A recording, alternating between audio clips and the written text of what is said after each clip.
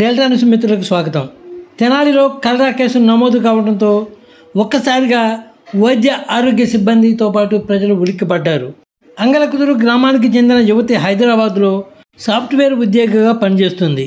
ఈ నెల 15వ తేదీన అంగలకుదురులోని కుటుంబ సభ్యులు ఇంటికి వచ్చి అనారోగ్య పాలు కావడంతో తొలుత ఆమెని వైద్యం కోసం తెనాలిలోని ఒక ప్రైవేటు వైద్యశాలకు తరలించారు.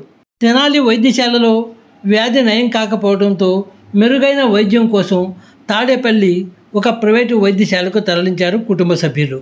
అక్కడ వైద్య పరీక్షలు నిర్వహించిన డాక్టర్లు సదరు మహిళకు కలరా వ్యాధి సోకినట్లు నిర్ధారించినట్లు స్థానికులు తెలిపారు.